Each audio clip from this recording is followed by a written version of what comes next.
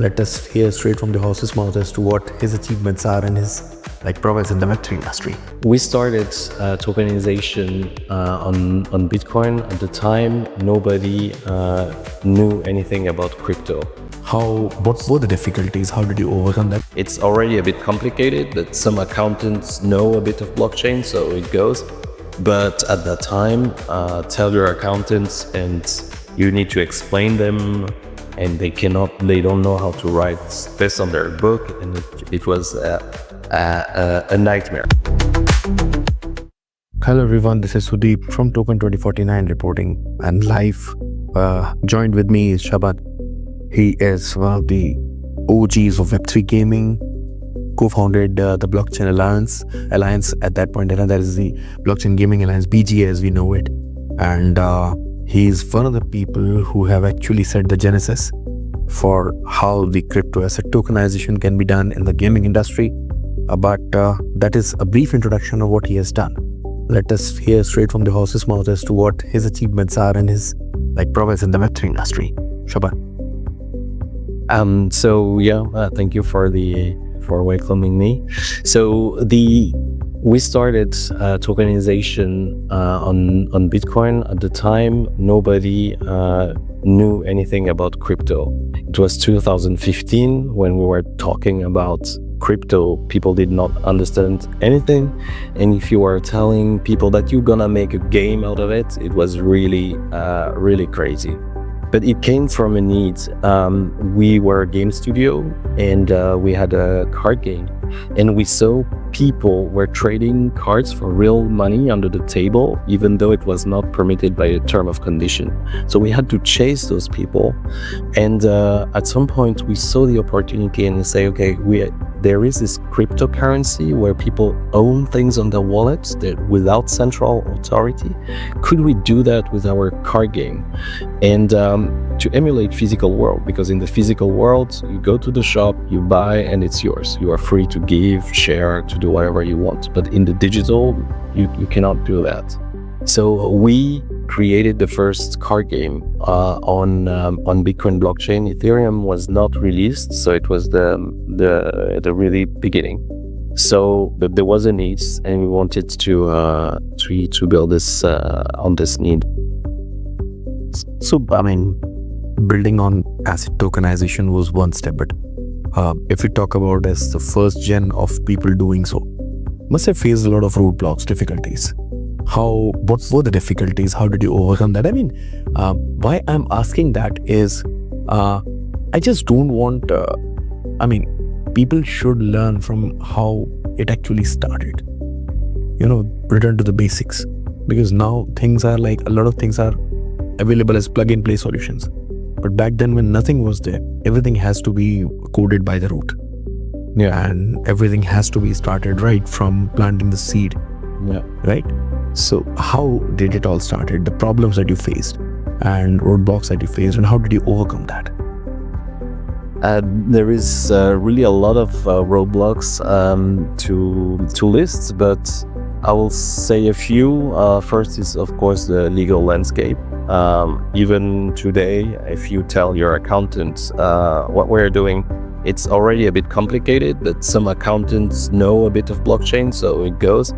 But at that time, tell your accountants, and you need to explain them, and they don't know how to write this on their book, and it was a nightmare. So we had to invent a little bit, and even the tax. So we went to the tax office and we asked, how should we be taxed on that? And in Switzerland, fortunately, you went yourself and told them how can we tax? Yeah. Okay, great. And that's like a responsible citizen. And they said, make a proposition, and if it's fair, we have no framework. Make a proposition. If it's fair, we'll accept it. So that kind of difficulty. So I would say compliance difficulty, technical difficulty, of course, and also user difficulty, because when we made the game, we wanted something that is easy, so an app on the App Store with spells of Genesis that anybody can download, then connect a wallet.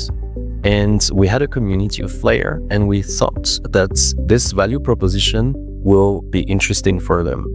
And in fact, it did not, because it was complicated for them to create a wallet, to acquire Bitcoin, and most of them, they did not like go to our next product. But we found new people who was a crypto enthusiast that created like the first community. So this onboarding difficulty is still hard today, but there are much more people connected wallets existing. But at that time there were zero, so people had to make the efforts to get in. So there was less lack of awareness, there was lack of tech, there was lack of compatibility, and above all, the community was not very receptive of these new ideas, and you pulled everything through all that. Yeah. And still made it big. So that is one thing. But if you talk about the state of the industry now, you have been in the industry for quite some time. What difference do you see, especially in the gaming industry, in the Web3 space, back then when you started, and now that things have matured? A lot of things are now available. There are use cases to understand. For any newbie to learn, there are use cases. You don't have to do it to learn it. You can learn from others' examples. So what is the changing landscape of this industry? In crypto, things are changing very fast, and the landscape is changing very quickly, which is fascinating. But I think that's why we're in this business. But at the beginning, there were no awareness, and just a use case that few people understood, and some people understood and like, or some dislike because they like more financial tools. Then some things that are both good and damaging happen. Two bubbles, the ICO bubble in 2018. So we made our ICO in 15, so the word was not coined, so it was not an ICO, but in 2018 everybody got aware of this crypto, and often associated with scam and exit scam and poor quality. So the raising awareness and also raising fear from mainstream users. Then the NFT bubble, I would say gaming metaverse bubble in 2021. Everybody talked about doing NFT, and this word, everybody knows it since 2021, and there was a lot of bad products, and it really bubbled it. And just like the .com bubble, it consolidates. In the end, it consolidates. But the vision now, the state of market now, is usually pure gamers. They see Web3 as scam or a way to make outrageous money out of players. So there is a lot of hate from, I would say, gamers that are not in Web3. But what I've always felt is like, since Web3 is not exactly something that is earning it big for the companies, so Web3 has not been invested into. Like big gaming studios like Sony and other, you can see they are making like AA rated, AAA rated games. But that kind of quality is still far-fetched when it comes to Web3 ecosystem. Yeah, I mean, I think we'll have to wait a long time before some AAA rated game can actually be developed in Web3, because obvious complications and non-monetization perspective. Monetization is community here, but there the monetization is the marketing. But in Web3 gaming, it is the community monetization. So what is your perspective about? Because unless you get that quality, people will only be interested in earning out of the game, not actually playing the game. And that'll kill the spirit of gaming. That's what I feel. If I'm a gamer, I would buy a PS5 and shift to the traditional gaming rather than playing a game just for the sake of earning. So earners are different and gamers are different. Yeah, there is a fundamental question, is that what is the core value where people are likely to pay, and to pay to who? With play to earn, there is this idea that you get paid to play, but the question is who pays? Who benefits to pay you? So in an inflated bubble stream, it will be like a Ponzi-like. So the newcomer pay the other people. But I think the model has not been set up the model that works with using Web3. And what I believe is the revenue sharing in value creation. Because before a Web2 game is that a studio produce content and sell it to player. And in the future, what we're gonna see is players creating content which already exists with mods and everything, but there is no way to monetize properly in a decentralized way.